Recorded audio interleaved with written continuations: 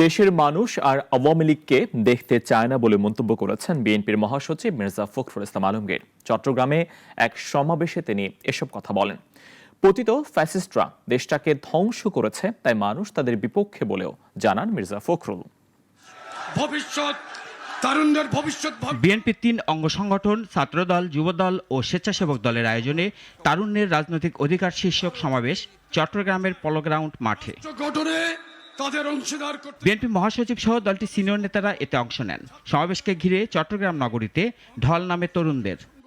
BNP নেতারা বলেন, দেশে নতুন নতুন ষড়যন্ত্র শুরু হয়েছে।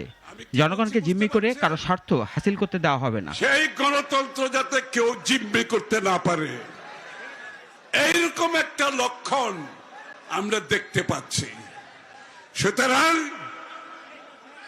বাংলাদেশের মানুষকে জিম্মি করে কারো স্বার্থ, কোন গোষ্ঠীর স্বার্থ আদায় করা সম্ভব হবে না। বিএনপি মহাসচিব বলেন, পলাতক হাসিনা আবার দেশকে নিয়ে চক্রান্ত শুরু করেছে, কিন্তু তা টিকবে না বলেও তিনি হুঁশিয়ার করে দেন। আমরা বাংলাদেশের 18 কোটি মানুষ এই আওয়ামী লীগকে দেখতে চাই না, কারণ এই আওয়ামী লীগ বাংলাদেশ স্বাধীন হওয়ার পর থেকেই তাই বাংলাদেশের মানুষের উপর নির্যাতন করে এসেছে। দেশ গড়তে যাদেরকে দায়িত্ব দেওয়া হচ্ছে, তারা যথাযথভাবে দায়িত্ব পালন করতে পারছে না বলেও অভিযোগ করেন মির্জা ফখরুল।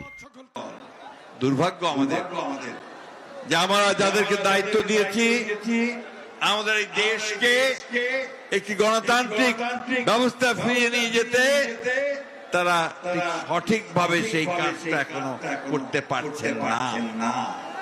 বিএনপি ক্ষমতায় গেলে নতুন রাজনৈতিক বন্দোবস্তের জন্য তারা জাতীয় সরকার গঠন করবে বলেও জানান দলটির নেতারা।